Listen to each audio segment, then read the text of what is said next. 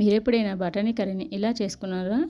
అయితే దానికోసం ముందుగా బఠానీలను ఒక 8 అవర్స్ నానబెట్టుకోండి. నెక్స్ట్ టమాటాలను, ఇంకా ఉల్లిపాయలను, ఇంకా పచ్చిమిర్చిని కట్ చేసుకోండి. అలాగే వంకాయలను, అలాగే పొటాటోస్ను, చిక్కుడుకాయలను కూడా కొంచెం కట్ చేసుకొని పెట్టుకోండి.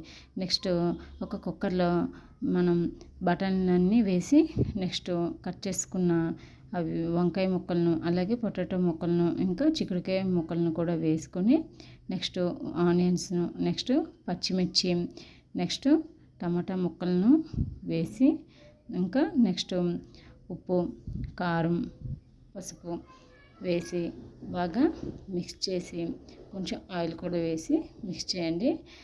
నెక్స్ట్ స్టవ్ ఆన్ చేసి 5 మినిట్స్ హై ఫ్లేమ్లో కొంచెం కుక్ అవనివ్వండి. ఇలా కుక్ అవ్వడం వల్ల మనకి దాంట్లో నుంచి కొంచెం వాటర్ అనేది వస్తుంది. నెక్స్ట్ మనం కొంచెం వాటర్ వేసుకొని మునిగేంత వరకు వాటర్ వేసుకోండి. వాటర్ వేసుకొని కుక్కర్ మూత పెట్టి ఒక 4 విజిల్స్ వచ్చేంత వరకు కుక్ చేసుకోండి. నెక్స్ట్ మూత తీసి చూస్తే చూడండి మొత్తం కుక్ అయిపోయి ఉంటుంది.